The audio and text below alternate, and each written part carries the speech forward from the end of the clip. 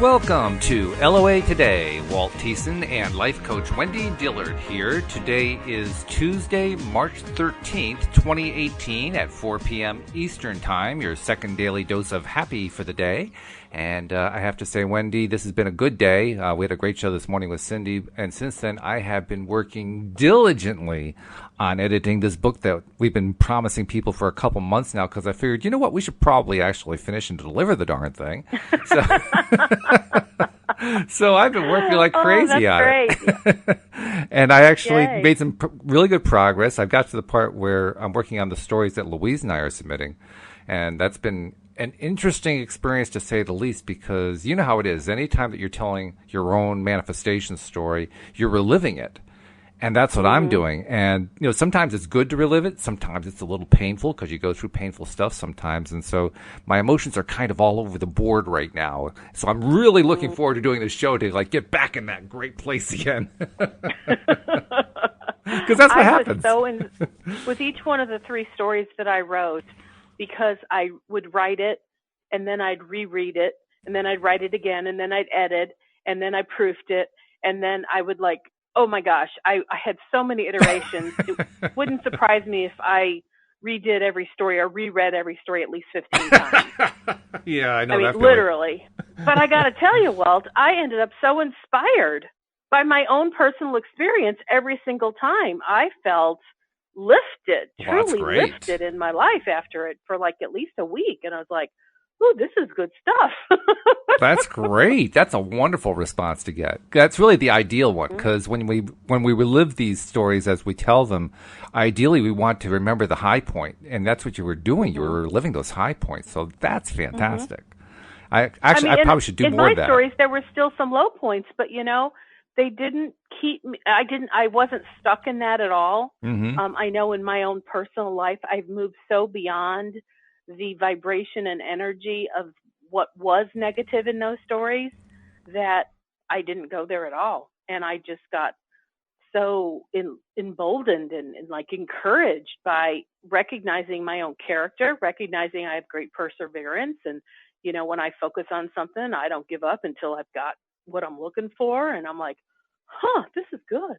So that actually has helped me with my Project X. Oh, really? Because yeah, when there have been times that I start to falter and go, oh my God, it feels like an eternity that I've been working on this. Is it ever going to happen? Right. I just, I've been able to pick myself and go up saying, look at the things that you've created in the past, and you didn't even know about law of attraction then. Yeah, true. Right. Which I have to say, in a way, makes working on Project X a little bit more precarious for me, because knowing what I know, now I have almost this greater expectation that I should really be able to produce results. Whereas when I was, the three stories I submitted, I was kind of living by default back then. Right. Two of them. Yeah, that's right. That's true. Yeah. Well, that's good though, because even though you, like you said, you had definite low points, particularly the house hunting story had some real low points to it. But despite the low points, you're able to focus on the high points. That's what I need to practice more as I'm writing these stories and working on the stuff that Louise wrote. I've got to remind myself it's the high points that I got to pay attention to. Because when you're telling the story, of course, you have to get wrapped up in everything in order to get the full impact of what happened out on the paper. But you're right. I need to spend more time focusing on the good stuff, because the good stuff that came out of these stories was just unbelievable. I mean, it was really, really good. So I'm going to take your message to heart. I'm going to do that. So thank you very much. Well, good. Well, since I'm speaking of Project X, not that anything specifically new has happened today, but there was an awareness I had over the weekend that I want to share, because it is significant to me, in that I think I don't remember the date that I set the intention for Project X, but I want to say it's been at least 2 months. And I feel like I've gone up and down like a mini roller coaster. Well, it haven't been huge highs and huge lows. That's why I'm calling it a mini roller coaster. I have gone up and down in my emotional bearings as I've been focusing on Project X. But I guess at the end of last week, I got such a huge kind of epiphany of how I absolutely know and trust that the universe really has my back, knows what I'm looking for, will absolutely deliver, because I was reminded of how my costume career got off the ground and how it wasn't something that I even planned for, but it was the most satisfying career I could have ever asked for. Right. And, when I look at all the pieces and parts that went together as to how it actually came about, I recognize something bigger than me was orchestrating it. Okay. And I was going along for the ride. I was like sitting in the boat, but someone else was steering. Yeah. And because it was so magnificent in terms of a career and being so fulfilled, that's what I was reminded of. I didn't even know about law of attraction then. And now that I do, I can have things happen so much quicker because I can help to focus my attention in the direction I want to go. But I was reminded, by spirit, I was so reminded that like Project X is on its way. Wendy, you want it. We know what you're wanting. And what's coming is so much bigger and better than what you could have ever imagined. And so that was this sense of not just hope, but knowing, like, yes, that's where I'm going. It's coming. I don't have to question it or be concerned about it or spend any time in doubt because it's a done deal. Well, having that level of knowingness really has been quite astounding to me. But I started to pay attention to what it means to me and what it means along the way. And I kind of recognize how, how we've been talking, or at least I've been talking about how I've really come to understand in terms of law of attraction that to manifest something, it's not as much about focusing on what you want as it is not focusing on what you don't want. Right. Yep. So it's kind of like you can have a new idea one time, never think about it again. And if you're never laying any resistance on the trail, it manifests either instantaneously or very quickly in such an easy way. True, yeah. And so I've really been taking to heart this awareness that it's the resistance that we put along our own path that cause things to take longer to actually manifest. Yep. And so as I've been thinking about Project X, I've been thinking about the 2 months prior to this big epiphany has really been the removal of resistance bit by bit. So every day when I focused on what I wanted, whatever concerns I had were popping up. And because I was paying attention to them without consciously knowing this, I was literally clearing my pathway because I would see what doubt would show up. I'd address it until it was no longer available to me. It was no longer one of my doubts. Then I would refocus myself on, hey, I'm heading toward Project X. And then a couple of days later, something else would pop up, a concern or a what if. And then I'd look at the what if and I'd address it until it was no longer an issue because I had found new ways to think about that. And so for the last 2 months, I've been moving forward toward Project X. And as I've stayed focused on Project X, these little resistance pockets were showing themselves to me. And how it showed itself is through negative feeling. I would feel uncomfortable or icky or something about it felt scary or, well, what if this happened? What if that happened? What if it doesn't happen? And each one of those, because I've addressed them and basically transmuted the energy of the fear into hope, all those things that were in the way got handled. And I have to say that what feels like all that's left is it's a done deal. I know it's done in spiritual reality. I absolutely know it.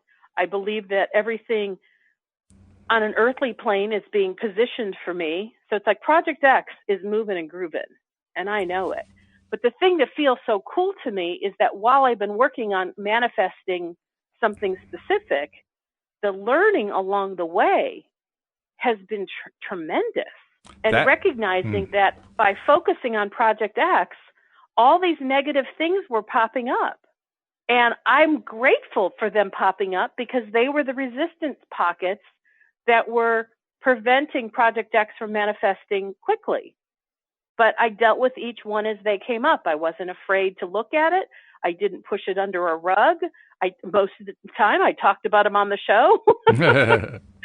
I've revealed whatever was there. And then when I got a new way to look at it, I revealed that as well. And the new way to look at it, the new perception has been what has stuck. That's the new stuff. And I believe it's really cool because I feel like it's really the whole process I've been experiencing with Project X really undergirds the awareness that I've really come to, which is it's not so much focusing on the positive that causes things to manifest. It's not focusing on what you don't want that makes the difference. So what I've been doing along the way is releasing resistance until there's almost nothing left. That is so different from what we normally hear when we hear a guru, right? The guru always talks in terms of, well, you just have to get yourself into that positive state of mind and you focus and you get really excited and all that about, what it is that you want, and then you release it and you go on with your life, and then you don't do anything until it shows up. And in reality, stuff shows up all the time, but it's not always what you want. And that's what you were running into. You were running into all this stuff that was showing up that was basically, like you say, your own resistances coming up, and you had to deal with them. You couldn't just say, oh, no, I'm done with that. You had to actually deal with them because they were right there in your face. So you did. And the way you dealt with it is just, in my opinion, textbook perfect, because you didn't spend a lot of time on them. You didn't build up a lot of energy about the negatives. You simply addressed them and said, okay, what is this? How am I going to handle that? How am I going to respond to it? Where's the positive that I can find in it? And you just did that over and over and over again. And as you did that, you ironed them out. So you were actually clearing space. You were clearing the way for this thing to come through. Well, and here's one little caveat. I don't specifically look for what's positive in this that I can use to replace the negative. That to me is a very typical LOA kind of approach that many have used. I'm guilty of it. I've done it. Well, I was going to say that has never really worked for me. Or when I tried it, it just didn't work for me. But what has worked for me, and this is what I want to share, is that I've said, what is it my inner being knows about this that I don't? Because when I can connect with what my inner being knows, it blows out the paradigm of whatever negative thing I was thinking or believing before. I mean, that has been my go-to question, that once I land on it, once I find, like once I come into resonance with what my inner being's thinking about something, whatever it is, without fail, 100% of the time, once I'm there, the old thing is gone and never returned. Because you've addressed it. I'm not looking for how can I look. Of course, whatever my inner being is focused on is going to be positive. That goes without saying. But for me, instead of saying, well, what positive thing can I latch on to instead of what negative thing I've been latching on to, I'm not looking for just anything. I want what's the specific thing my inner being knows. And the reason I say that is because I've done this with others when I've had clients, and I've had coaches do this with me, where we just kind of take a shot in the dark. Okay, so you're having a bad hair day. So maybe what you're preferring is a good hair day. And the client goes, no, that's not what I really want. But what they're presenting is, I'm having a bad hair day. So if you just look for the opposite, where I'm having something negative and you want to look for the positive, that's why I say that doesn't always work. It could in some circumstances. But what I know is if I can connect with the thought or the belief that my inner being is holding, it may have nothing to do with hair at all. It could have to do with, I just want it to be, sunny outside. And you go, well, how does that have anything to do with having a bad hair day? Well, you and I might not be able to make the connection, but the individual who's saying the words, I'm having a bad hair day, if their inner being said to them, you're just wanting the sky to be blue and the sun to shine, they're like, yes, that's it. Because a person's inner being knows exactly what that individual is actually seeking, regardless of the words they're using to describe the situation. It's funny, you should use a weather analogy today, too. The fact that you're using a weather analogy is appropriate because here in the Northeast, we're in the middle of a snowstorm. I'm looking out the window as I'm talking at snow falling. And it's been falling pretty heavily the last few hours. It's going to pile up pretty good by the time it's done. And we're in the middle of March, so most people want spring to be here. And I do too. I want that blue sky and that sun and that little puffy clouds and the temperatures in the upper 60s, low 70s. That's what I want, and that's what I'm dreaming of. But as I'm looking at the snowstorm, obviously I'm not seeing that right now, but I'm having an interesting reaction. My interesting reaction is, that snowstorm's really pretty. I like that. It's a pretty snowstorm. I mean, I'm warm. I'm comfortable.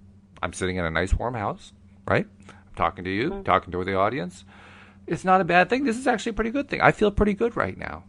So I know that very soon that sunny day with the blue sky, that's coming, because spring is my favorite time of year anyway. So it's coming. It's going to be here real soon anyway. And I don't have to be miserable waiting for it. I can actually enjoy what's going on right now because I know it's coming. And so if you were to wonder what your inner being is thinking about looking at the outdoors today, what do you think your inner being is focused on? I think I just voiced it. I think I just said exactly. it. Exactly. And so what you said was just a beautiful description of how many people go, it's still snowing. When is spring going to get here? But if you want to feel good, instead of going, what positive thing can I latch onto? So I wonder how my inner being is thinking about the weather.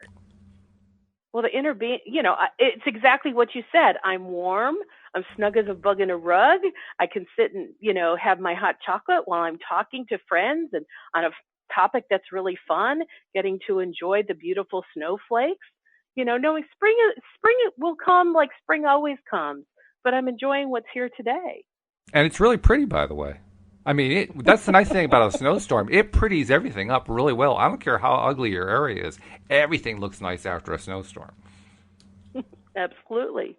It feels clean and fresh. It does. And so, if there's ever, I always say, if there's one thing I could get across to people, well, I could have a new one every day. But for today, if there's one thing I could get across today, it would be, yes, you can look for the positive in everything in order to feel good.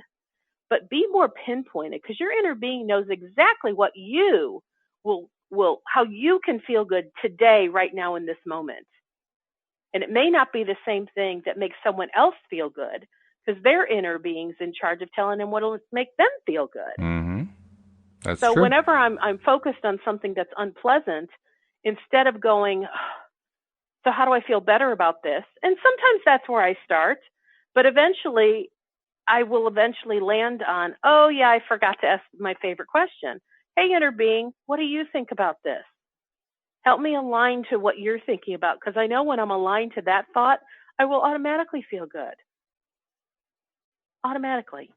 That's really good. And even like we talked about the other day, positive and negative are really judgments that we place on things. Yes, they're preferences. So I don't need to know what's positive.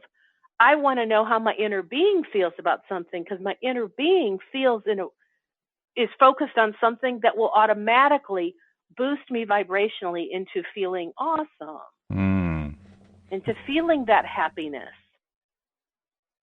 Well, this is interesting, because yesterday when we were looking at the book, The Law of Attraction, the basics of the teachings of Abraham, and of course we're continuing that today, that we were finishing on a section that's entitled, How Can I Assist Those Who Are in Pain, who are feeling pain? And we did the first half of it. And I'm wondering if the second half is going to tie into what you just said, because the second half is where Abraham described how you can't create the experience in another person. What you can do is get yourself into a good space and basically provide an example for them. And so Jerry says, well, I can do that. I can focus on what I want, on that joy, and I can learn to allow them to have whatever experience they create. So would it be accurate to say that if I focus on their painful experience, that I will now create pain in my own experience, and then I'll be setting that example, the example of a painful experience? And Abraham says, let us say that someone in pain if someone in pain comes into your experience, as you see, well, you know what, did we read this yesterday? We might have. What's wrong? We talked about this, but let's go ahead and read it. Because I think it ties in. I think it ties directly into what we were just talking about. Yeah, because we did read this. So Abraham says, let us say that someone in pain comes into your experience, and as you see them in their painful experience, a desire wells up inside of you that they find their way out of their painful situation so their pain only brushed up slightly as you quickly identified your desire for their joyful solution. If you then turn your undivided attention to their successful resolution of their painful situation, you would feel no real pain, and you would be the catalyst to inspire an actual solution for them. That is an example of what true upliftment is. However, if you only focus upon their pain or upon the situation that has caused it, you will activate within yourself the vibration that matches that, and you will also begin to feel pain as you then begin the attraction of that which you do not want. And the reason I thought that tied in directly to what we were talking about prior, about how you were working through your stuff, so to speak, in the pursuit of trying to attract Project X successfully into your life, is that you talked about how you addressed something that would come up, some sort of resistance that would come up. You'd face it, you'd put it to rest, you move on, and then another one would pop up, put that one to rest after you addressed it, and so on and so forth. You were basically working your way through. You weren't allowing yourself to fall into the trap of, oh, this is a horrible thing that's come up and I'm agonizing over it. Instead, you came up with, well, what does my inner being tell me about it? How do I feel? What's the best way to look at it in terms of what my inner being is telling me, and so on and so forth. And that got you through it. Well, essentially, that's what Abraham is saying here. If you basically tie into your inner being and find what's the way your inner being is looking at this, which is always going to be a positive, and then you reflect that back to the other person you're trying to help, that's going to give them help. If you, on the other hand, focus on all the terrible things that are going on, all you're going to end up doing is feeling the pain. Right.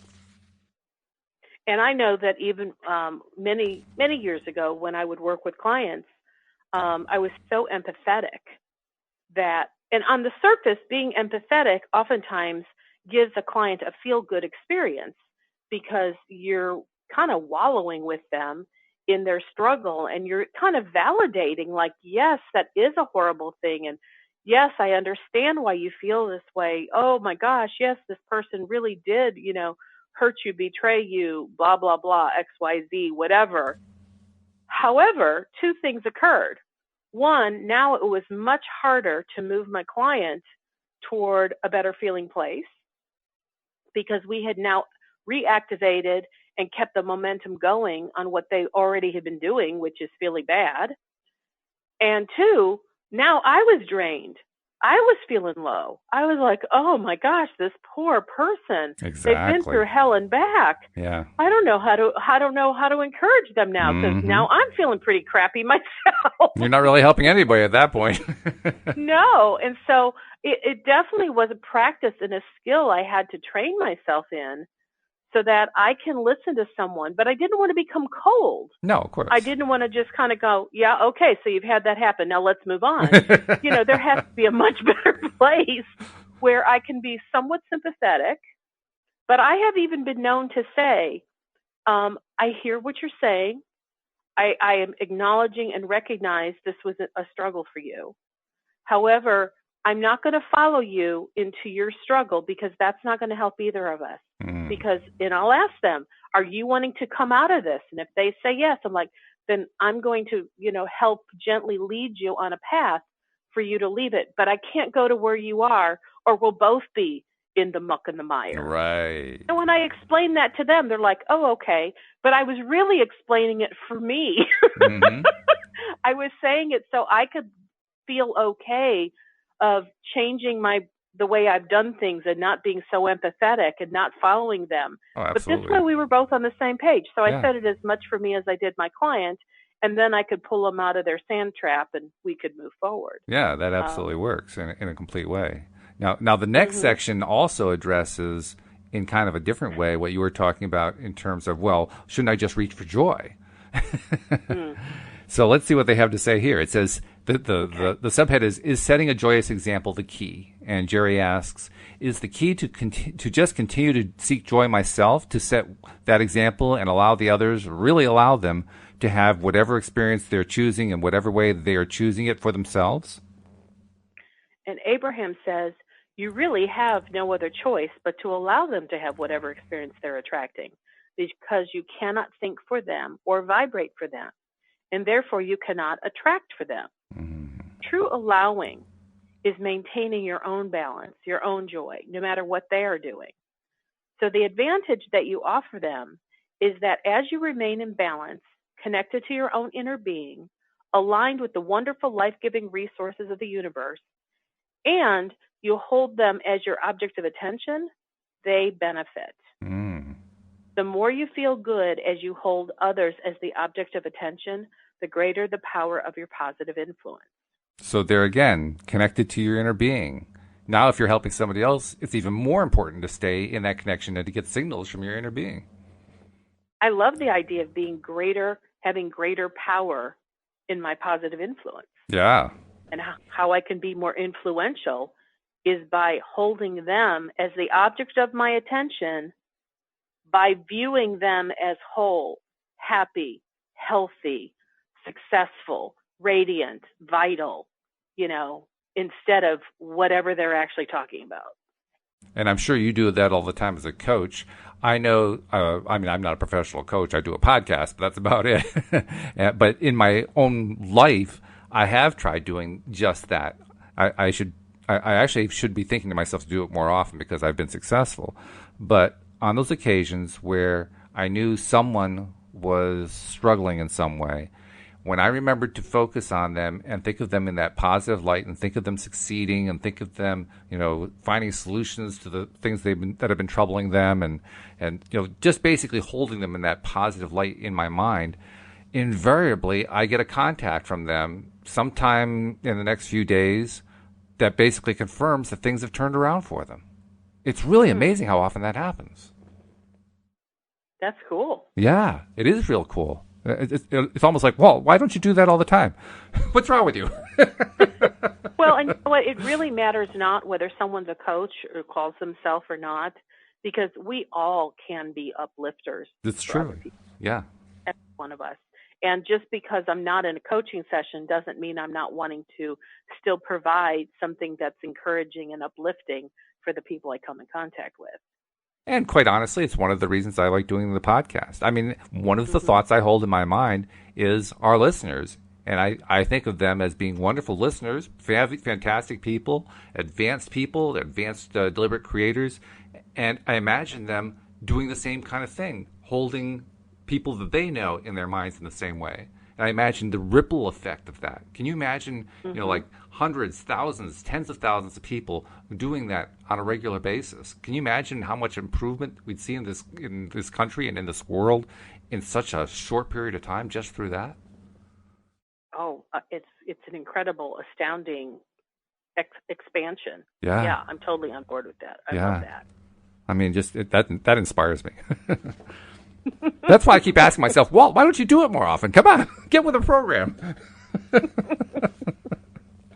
Well, and honestly, I know that at the beginning of the show and sometimes in the middle and the end, I deviate from our topic. I go with a flow that like others may not see how or why I'm going there.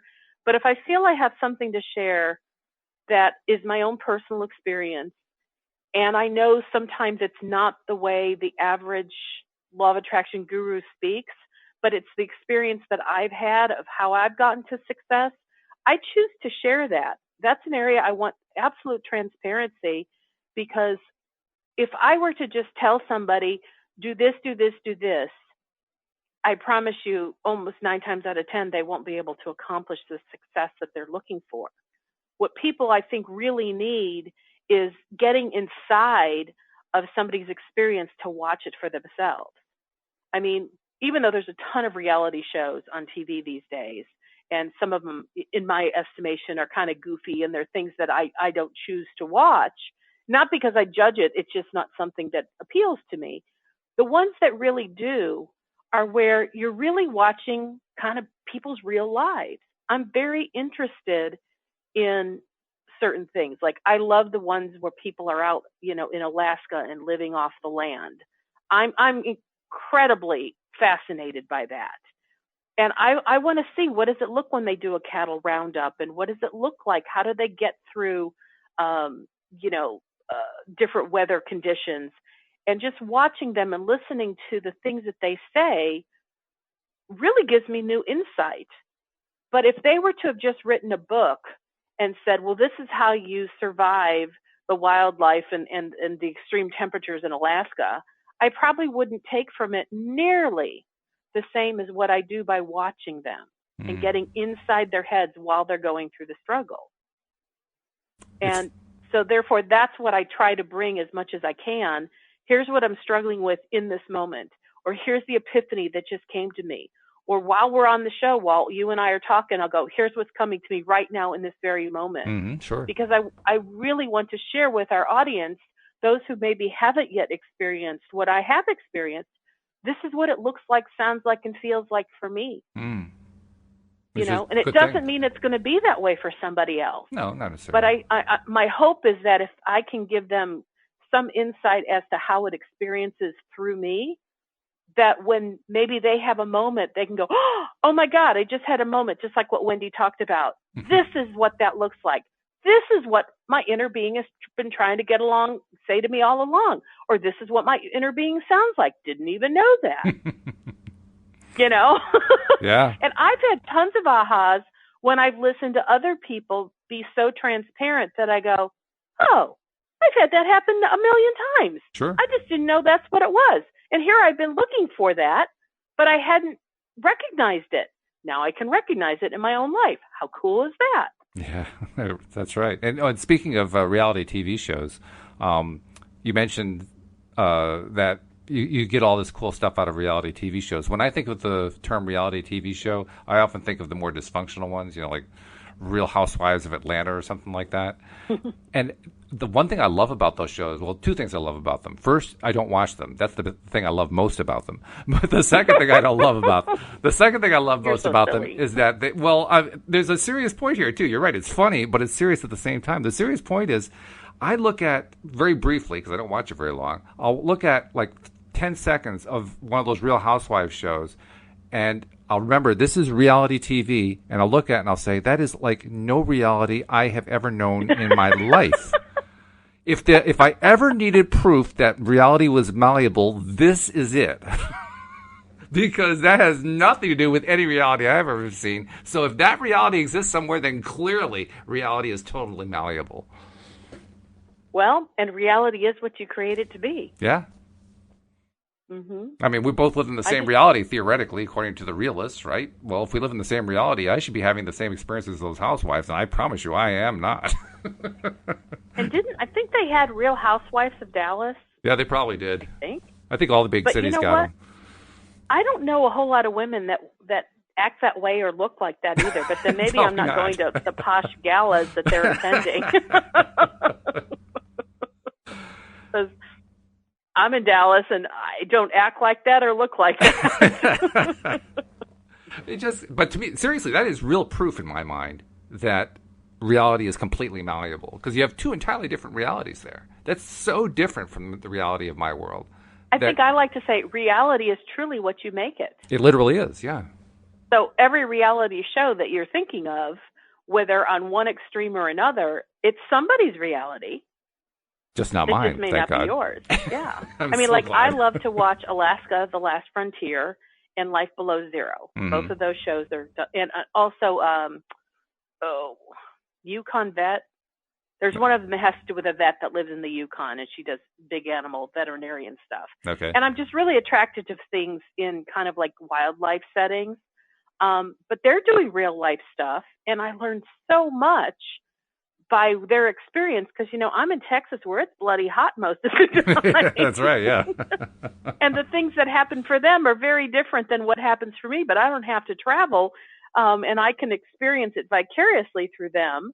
And honestly, sometimes, because I've watched these shows so many times, when I want to be imaginative, I can draw upon those experiences that I've witnessed others in different reality television programs, what they've experienced.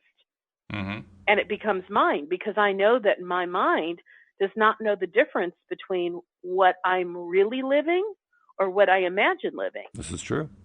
Yeah. And so I do like to focus on certain kinds of television watching that expands me into areas that are of interest. Yeah, Louise has a program she likes to watch that comes to mind called The Barnwood Builders. I don't know if you've seen that one. Yeah. Sure, I've seen that one. Yeah, cool. Six good old country boys who use their machinery and they take down old shacks and save the lumber and use it to build brand new homes, but using this old lumber, and so they're basically recycling old buildings, which is pretty cool in itself. Mm-hmm. But I mean, quite honestly, their lifestyle is so dramatically different from mine that I mean, I can't even find a parallel other than they live in the United States. I don't even own a plaid shirt. Let alone a plaid flannel shirt. I mean, we're from the same country, and so there's a certain, similarity there, but that's about it. But their reality is quite different from mine. And I'm not I'm not saying there's anything bad about it. It's actually a very good reality. What they're doing is great stuff. It's just nowhere near what my life is. My life is completely different from that. There's more proof. Our reality is what we make it. Yep, it truly is. It truly is. So why don't we continue with what Abraham had to say here? So let's see. Yeah, so they weren't done because, right. They're never done. No, they never are. Yeah, well, if they were ever done, we wouldn't have a show. So they go on to say, you will know when you have reached the point of allowing them to be, do or have, whatever they want or do not want, when, as you are aware that they are doing it, you are not feeling negative emotion about it. When you are an allower, underlined and in italics, you are feeling joy as you are observing the experience of all. Now that's an art right there. That's not always easy to do. So somebody is griping, moaning, complaining. They're talking about something that's really not pleasant. And while you're in their space, whether talking to them on the phone or you're with them in person, you're in a state of allowing when you are still able to feel joy. That's pretty amazing. Yeah. That's a skill. It's not just an art, it's a skill to be able to do that. And I like to call it a practice, which means it's something you practice doing and then it becomes a skill. Okay. Yeah, that's good. I like that. That's very good. So they say, you have come full circle with your questions in helping us explain the 3 laws that are so very important. Okay. The law of attraction is responding to the vibration of your thoughts. And as you deliberately offer your thoughts by choosing thoughts that feel good, you allow your connection to your inner being, to who you really are. And I like how when they talk about who you really are, that is your inner being. That's who you really are. Yeah, that's pretty clear from what they say there. So when you are connected to who you really are, anyone you hold as your object of attention benefits. And of course, in all of that, you feel joy. In time, you will be so aware of how you feel, and you will become so adept at deliberately offering your thoughts that you will predominantly be in the state of positive attraction. And then, really only then, will you be comfortable in letting others create as they choose. When you understand that unwanted things cannot assert themselves into your experience, but that everything is invited to you and by you through thought, you never again feel threatened by what others may be choosing to live, even if they are very close by, for they cannot be a part of your experience. There's another big skill to learn right there, and it's one that I've been learning over time. I'm getting closer to it, but that's like one of my big goals in life, to get to the point where literally no matter what anyone else is doing or thinking, it doesn't affect me. It just doesn't affect me. I consider that the ultimate freedom.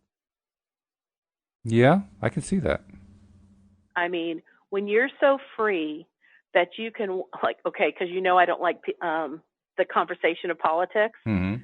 I'm so free that when I can walk into a group of people who are very highly politically motivated, debating, arguing, discussing, and whatnot, and I can just smile and listen to what they're saying and have it not negatively affect me, that's freedom. See, you're definitely doing better than me in that case, because I've made a lot of ground over time. But right now, if I walk into that room, rather than feeling joy, what's likely to happen is my eyes are going to roll, and then I walk out of the room. Well, let me say it this way. Because I have been so disgusted in the past by political conversation, I stayed away from it for a long time. And then I would dip my toe back into it. I might listen to some people talking about it, or I might listen to, some kind of a political debate on TV. And if it bothered me, it was still a problem. I'd jump back out and go, yep, not ready for it. Yeah, right. Have not improved my vibration significantly enough in that arena to have it wash over me as though it's nothing. But what I believe is you can't just go, oh, okay, I just don't want that to be a problem. You have to actually find new ways of thinking. And you have to think about these new ways that feel more empowering over and over and over till they become a belief. Because remember, a belief is just something you think about a lot. Right. And then when you believe these new empowering thoughts, then for me, I walk back into like a political conversation and I just pay attention to how I feel. And I will tell you that during, I guess it was prior to the Trump and Clinton, whatever, the debates. The debates. I watched every one of the debates. Did you really? Wow. Yeah, which really shocked me, but I really felt drawn to them.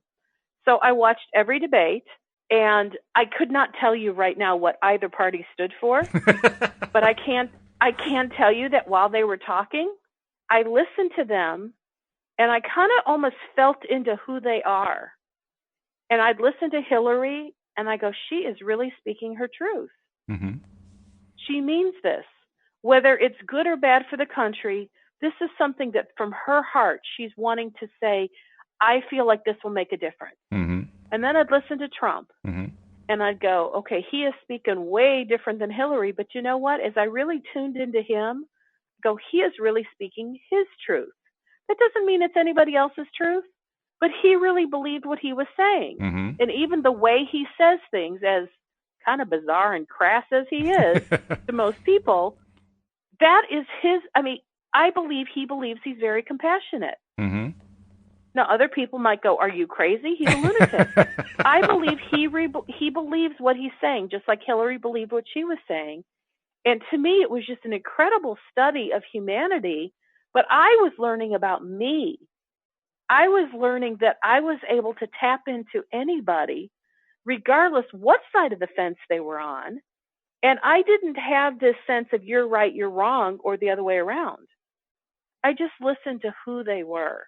I wasn't listening as much to what they were saying or what position they were taking. I was listening to them. Like what makes them tick. And I got to tell you, I watched every one of the debates. I never once walked away feeling negative.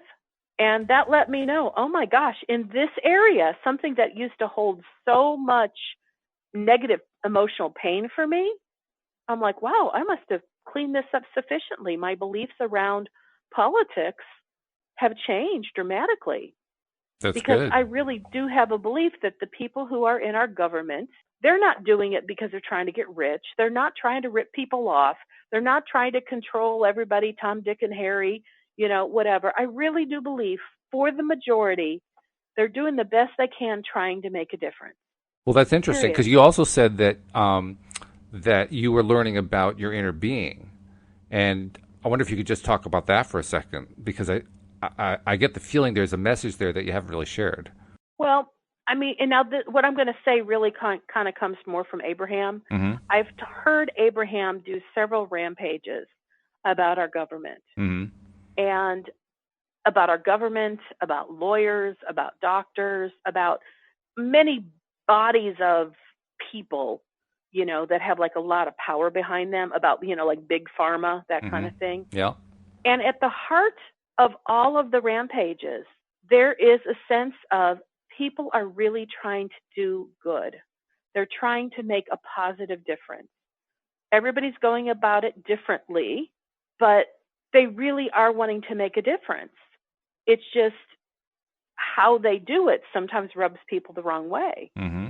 And like I was watching a medical program, it's called The Resident. It's relatively new. I think this is like the 5th episode. And there was this conflict between the young resident and a more veteran doctor. Mm-hmm. And she's an oncologist and he's a resident. He's not an oncologist, but they were both working with the same patient. It was an older man. He was in stage 4 cancer. And she totally believed, let us do a biopsy, then let us put you into a protocol and do radiation, and let's be really aggressive with chemotherapy, because I believe that we can extend your life. Mm-hmm.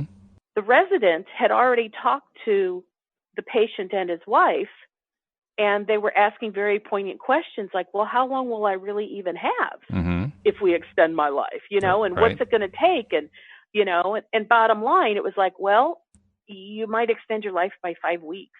Mm. And the patient's like, are you kidding? I'm going to go through in a compromised immune system, feel sick, nauseous, blah, blah, blah, blah, blah, for how many months? And it might only extend my life for 5 weeks. Mm. And so basically the patient looked to the resident and said, how do I get out of this?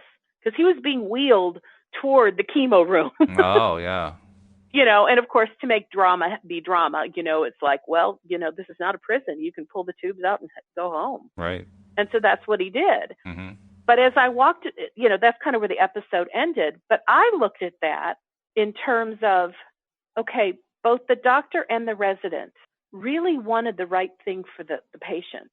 And right before the patient decides to leave on his own, the resident and the oncologist doctor had this very heated communication where they were kind of debating each other's point of view. Mm-hmm. And the oncologist said, and you could see, and I know she's playing a part, right, but for the actress, for the role that she was playing, she was saying, you don't understand it, because I truly believe that every life is worth living. And it's our job as doctors to help our patients live and recognize that there's more available to them. And I went, wow, the way she stated it, it's like she really believed that even 5 extra weeks is worth going through all this pain and torture. Mm-hmm. Now, you can tell by the way I said pain and torture, you know what side of the fence I lean on. I think I do, yes. However, I thought about it and I went, the writers were really brilliant, because that brought up such an excellent point that I had to go, you know what? That doesn't make her wrong. No. It doesn't make her wrong. It means she's passionate and she's fighting for that which she believes in with her whole heart. And the resident, he plays this part of a young, cocky resident who's a know-it-all. But this was a warm, tender moment where he was truly fighting for what he believed in. Mm-hmm. And, you were asking, what does my inner being think about politics? Yeah. And I believe this is the crux of it. It's like we all really believe in something very strongly, and we tend to fight with everything in us to do it the way we think is right, the way we think we're going to make a difference. And I believe that's why I was able to watch the political debates without it negatively impacting me, because I have a very strong belief system now that I truly believe that all of humanity wants something that's going to make them feel good and wants to feel fulfillment. I believe that's just part of the mandate of us coming into physical existence. Not everybody can articulate that, but I really believe at the heart of man, I believe that's what all of humanity desires. I believe that's what all of our inner beings desire. And so I will say that in the area of politics, I have focused on that enough with these new empowering thoughts that it doesn't make it hard for me anymore to be around that conversation. However, It doesn't mean I want to purposely put myself in that day in and day out. Sure, you don't have to inundate. Right. But when I come across it, if I were to be at a family function and somebody wanted to put on something political, I wouldn't have to storm out of the room because I just can't take it. But I used to. Mm-hmm. Yeah. Oh, yeah. I used to. I wouldn't make a big deal out of it, but I would find a reason to go into the kitchen or you go play with the kids or whatever, because I knew at that time my beliefs were not powerful like they are now for me to stay in that room without getting upset or angry. Well, that's what eye rolling is for. When you roll your eyes, that's the socially correct way to walk out of the room. No, but seriously, the whole point that it's really all about different ways that people look at the same thing with the same overall goal. I'm not 100% sure that everybody has the same goal, but for the sake of discussion, I'll grant that. What I am sure of is that it's all about preferences. That's one of the things that I really love Abraham for, because they made it clear that there really is no such thing as right or wrong. There's really no such thing as good or bad. What there are preferences, and they're personal, and they're different from person to person. That helps me a lot. That helps me to even understand people who I would otherwise consider to be monsters. I don't want to be anywhere near them. I don't want to have anything to do with them, but at least I have some basis now for understanding them and maybe even appreciating them. And I know, we just talked about it here, I know if I can find some way to find the good in them and focus on that, I'm going to influence them toward what I consider to be the good, even if they had no intention of going that way. So I take some solace in that. Is it a complete solution? Maybe not, but it's better than anything I've ever run into before that. You can't see me, but I'm nodding my head. Yeah, I mean, we can get wrapped up in stuff, and we do. I do. I know everybody does. But the nice thing is, we don't have to stick with that pattern. I mean, it's like the story that Abraham tells about how Esther had problems driving out of her driveway because if she drove out, most of the time the nose of her car would bump along the driveway as she came down the hill, and then it flattened out. And somebody told her, well, in order to do that, you have to do X. And so she would do X every time, and it would still hit the nose. And didn't matter if it kept hitting the nose, she just kept doing X every time because that's all she knew how to do, until somebody else said, well, why don't you just go down the other side of the driveway? And it never occurred to her that she could try another way of doing it. The whole idea of, repeating the same thing over and over again, expecting a different result is insanity. That didn't occur to her. Just didn't occur to her. Well, we all do that. We all have these behaviors that we engage in. We do it over and over and over again, and we expect a different result. And when the different result doesn't come, we go,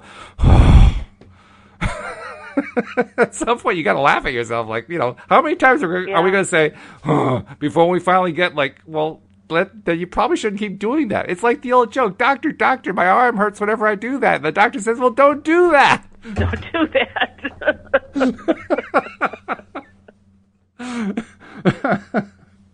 And yet we keep doing it. It's just crazy. It's amazing. So, well, and I think from a very human, realistic perspective, when we've been trying to do something because we want a certain result and we keep doing that same thing over and over, the more we do it over and over, we don't recognize we're actually creating momentum. We are. For us to continue to do it more the same. Absolutely. Over and over and over. Oh, yeah. So breaking that pattern where momentum has already taken effect sometimes can be tricky, because if you have a snowball, that's at the top of the hill and you can grab it right before it starts going on the decline, it's good. Yeah. But once a snowball is going downhill, how do you get out in front of it? You don't if you're smart, unless you want to get run over. Right. And so, Abraham's approach is wait till it hits the bottom, let it crash, it'll be over soon, and then think of a new direction. That's right, yes. Preferably one that doesn't involve rolling another snowball down a hill. So, sometimes, we just have to live with whatever we've created when there's a lot of momentum on it. And if we can remove our attention from whatever that thing is, then the momentum will slow. Basically, it will come to an end. And then you can turn things around. But don't try to turn things around while you're going downhill. Literally remove your attention would be the right thing to do. Just remove your attention the best you can. And if that means go watch TV or go take a run or play with your children or whatever, anything you can to distract, that's what you need to do when you're going in the direction you don't want to go and it's going at a fast pace. That's when people will come into law of attraction and go, well, how can I turn my life around? Well, you can, but first you got to kind of let this thing slow down. Like I can remember I had a couple come to my house for marriage counseling. They lived in the city that I'm in. And I was deeply concerned for them because when she called to set the appointment on the phone, before I accept a couple to do marriage counseling, I'll say, well, is your husband on board with this? And she said, well, yes, because we're pretty close to divorce. I said, but that's not my question. Right. Will he be as invested in wanting to change as you sound like you are invested? She goes, well, he says he is. And I said, all right, well, let's just start with a session and see what happens. And I said, within one session, we'll have a conversation. I will absolutely be able to identify where you're at, and we'll have a plan for going forward. So I would, it's an hour session. The first 30 minutes, I was practically yawning. I was so bored because I'm thinking, she's just telling me stuff. It's pretty much reiterating what she told me on the phone. And I said, this is not who the two of you really are. You told me that the two of you are pretty darn volatile. And I said, right now you're both playing really nice, and you're being kind to him, and he's being kind to you. And not that that's a bad thing, but I said, this is not who you are in your everyday life. You're doing this performance for me. I need to see who you really are. Whew, did I unearth that one? Be careful what you ask for. Yeah, they started being who they really were, and I saw the momentum that had been in play now for years. It was fast, it was furious, neither one could get a word in edgewise. She would start biting and cutting him with horrible, ugly slurs, and he wasn't even hearing it because he was throwing them back at her, and I was like, oh, this is the best example of momentum as I've ever seen. And I'm like, holy cow. So now I got to tell you, it took me 10 minutes to get them to shut up. I'm sure. Because I couldn't get a word in edgewise. I had to stand up. They were in a 2-seat couch, and I was in a recliner sitting across from them. I had to stand up, and I go, stop! And they looked at me like, huh? And I said, okay, I'm now ready to assess the two of you where we are. They wanted to keep throwing barbs at each other. I'm like, no. So you were ready 9 minutes ago, actually. You got it after the first minute. They had to keep going. I know. I'm like, you guys wasted the first 30 minutes of your performance because, man alive, this is what I needed to see. This is what I needed to evaluate. And I just said, I'll be really honest with you. As much as I am the optimistic of all optimists, I said, you two have come to me at a point in your relationship where you kind of waited too long. And I'm not saying that things can't be turned around because I believe anything can be. But I said it would take a lot of effort for the two of you to turn your lives around in a way that the two of you can stay as a couple. Because I said, right now, the two of you hate each other. They're like, well, no, we don't. I said, oh, no, I'm seeing what you're saying. They're the most hateful, vile words I've ever heard. And so they both set up an individual appointment with me for the next week. He was a no-show, and she showed up, and she said, I'm filing for divorce. And that didn't surprise me. That didn't surprise me either. Because the truth was, I saw where they were in the state of where the momentum had taken them. They'd been doing these behaviors for a really, really, really long time. And I said, if you want to change this, you've got to get off of all the stuff you're focusing on. Because right now the momentum is just, it's like carrying you in the tide. Like you might be in a stream and it's moving, the water's moving really fast and you're like heading west or whatever direction you're moving with the direction of the water flow. You can't swim fast enough the opposite direction to make any headway because the river is just taking you downstream. And that's kind of where they were in their marriage. And it was sad. Yeah. But that to me was one of the best examples of momentum. Well, there was also a happy side too. The happy side was they were at least going to stop the momentum together because they were no longer going to be together. Now, there's still going to be momentum apart, but it's like half the momentum because they don't have each other to fuel each other on. So now at least they have a chance to start turning their own lives around. But with the other one, I'm not sure how they had a chance. Well, and I would agree. That's kind of what I was focused on. Yeah. Well, it's so kind of we're at the end of the show. I know it's kind of a rough way to end the show, but it's still a great point, and it was good bringing up. So I'm glad you did that. Definitely worth carrying on tomorrow because tomorrow is actually going to have a little bit of happier topic, so that's a good thing too. So we'll just plan to do it again tomorrow. What do you say?